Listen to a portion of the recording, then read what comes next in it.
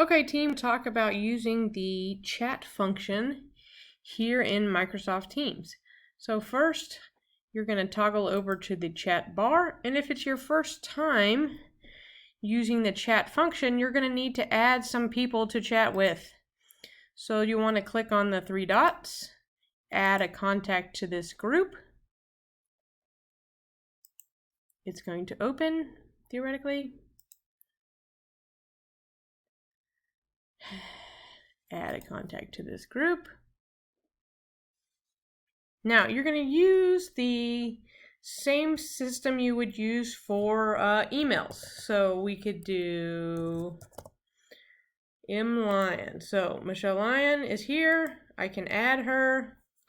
And it can also tell me sometimes if she's available. Okay, so Vicky is available. Tom is away. Tom is like inactive. Kina and Michelle are not available. And then over here, Brenna and Carly have never really logged into Teams. So that's kind of the way you read those symbols. Now, if you want to be kind of a creepy stalker, or less creepy stalker, you can have it notify you when people are available, okay? So if, for example, you want to talk to Tom and you want to know when he's out of his current meeting, you just click notify you when he's available, and then you'll get a little pop-up over here in the corner when that happens, okay, when the person is available. It's kind of a cool function. Now, once I'm in here, I can start a conversation. It works, obviously, if I send a chat to Brenna and she's never connected, she'll never know she has received a message, okay? So most of the chat functions work just like any other chat, but there's also some other utilities straight in here through the chat bar. So if you look up here on the top, you can do screen sharing. You can just do an audio call through here, or you can do a video call.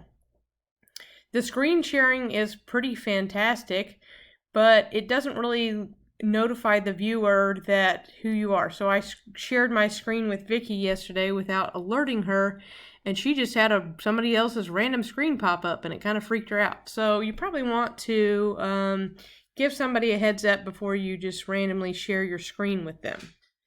Okay? Now, also over here in the chat bar, the cool thing about this is you can use the chat bar to share files here. So there's a lot more chatting functionality than in just a normal boring chat. So I can share files here with this. Now showing you a little bit of a different view, there's some other functions that are cool here in the chat. So I can send emojis, and I can also schedule a meeting with him right here from the chat bar. I can also send him little badges and awards and other things. So the chat bar is a lot more functional than the one in Google Meets. So here we are, we can set up meeting here. And look, Tom is not available. So here in the meeting, if I wanted to set one up for 4:30, and look, there's my notification down here in the corner that he's texting me back. Technically, he's unavailable, but he heard the bing and is coming to chat. So it is a much better chat tool than a lot of other chat functions I've used, and it's really, really easy to switch over to a call.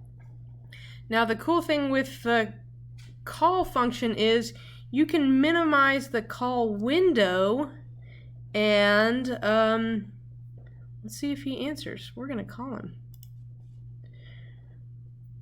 And still be working in Teams. So the call, the voice call and the video call doesn't have to take up your whole screen.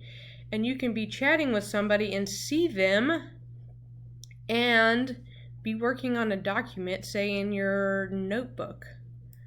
So here we go. We're calling Tom. Let's see if he answers. It makes this really cool calling sound. Now, what I found out today is if he doesn't answer, I can leave him a voicemail, and he'll get an email that transcribes everything I've said in the voicemail, which is pretty cool. So we'll see if he answers. He's not available, okay? So I can leave him a voicemail if I want to. And if I want to, he'll get that as a emailed message. So enjoy the chat function. It's really fun with the attachments. Oh, there's also, I forgot this one. You can say, like, this is super important. Look at this. It can repeat the urgency, so it'll keep binging people. I'm sure that could be also super annoying. You can also press this little A here, and that'll give you a lot better functionality in your chat. So if you want to really write a full paragraph and proof it and all the stuff, there's a lot of great things going on here in the chat function.